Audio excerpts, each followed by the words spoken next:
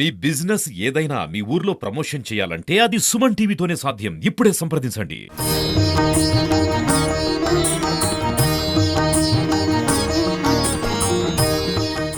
శ్రీవారి ఆలయంలో శాంతి హోమం ప్రారంభమైంది. సరిగ్గా ఉదయం 6 గంటలకి ఆలయంలో ఉన్నటువంటి బంగారు బావి వద్ద ఈ ఒక్క కార్యక్రమము 8 మంది అర్చకులు అదే రకంగా ఆగమ సలహా మండలి సభ్యులతో జరుగుతోంది. అంటే 3 రకాలైనటువంటి హోమాలు నిర్వహిస్తామని చెప్పి కూడా నిన్న అర్చకులు చెప్పారు. అయితే కల్తీ నెయ్యి వాడకం నేపథ్యంలోనే ఆలయ పవిత్రతను కాపాడేందుకు అదే రకంగా భక్తులకి నమ్మకం కుదిరించేందుకు శ్రీవారి ఆలయాన్నే కాకుండా తిరుమలని పవిత్రం చేసేందుకు ఈ యాగం నిర్వహిస్తున్నారు. సాధారణంగా పవిత్రోత్సవాలు అదే రకంగా కోయిలాల్వార్ తిరుమంజనం నిర్వహిస్తూ ఉంటారు.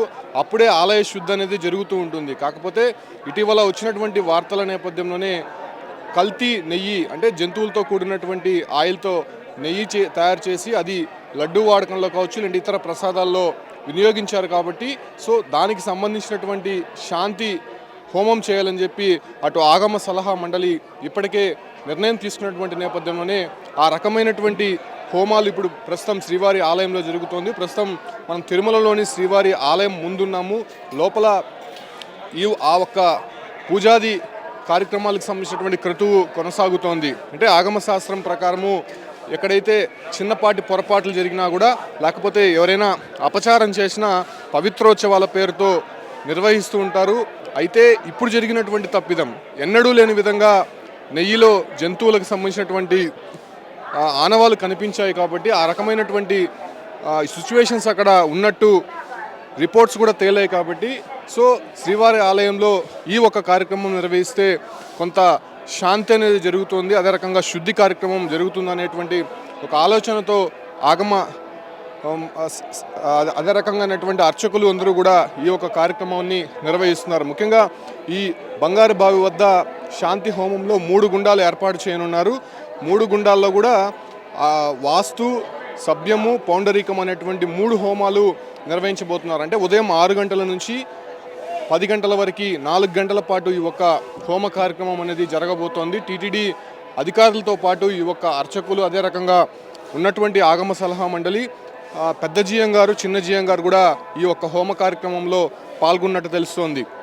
అయితే ఇదే కాకుండా టీటీడీ ఆలయాల్లో ఉన్నటువంటి మొత్తం కూడా పంచగవ్య స్తోత్రాలు పఠించాలని చెప్పి కూడా అటు టీటీడీ అర్చకులు తెలిపినటువంటి నేపథ్యంలోనే ఆ రకమైనటువంటి స్తోత్రాలు పఠించే ప్రక్రియ కూడా శ్రీవారి ఆలయంతో పాటు మిగతా ఉప ఆలయాలకు సంబంధించి కావచ్చు లేదంటే తిరుమలలో ఉన్నటువంటి మరిన్ని ఆలయాల్లో కూడా ఆ ఒక కార్యక్రమం అనేది ప్రస్తుతం జరుగుతోంది.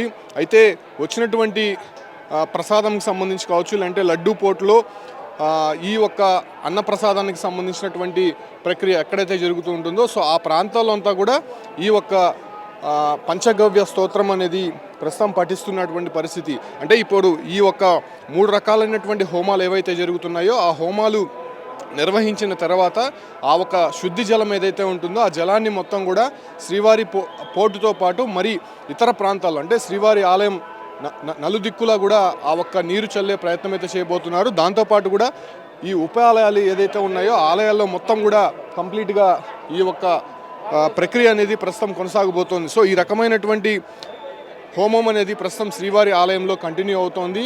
అయితే 10 గంటలకి అంటే సరిగ్గా 6 గంటలకు ప్రారంభమైంది. 4 గంటల పాటు ఈ యొక్క హోమం నిర్వహించనున్నారు. 10 గంటలకి ఈ క్రతువు పూర్తయిన తర్వాత ఆ ఒక్క శాంతి హోమంకి సంబంధించినటువంటి నీరు ఏదైతే ఉందో అది మొత్తం కూడా చల్లి ఆ ఒక శుద్ధి కార్యక్రమం అనేది చేయబోతున్నారు.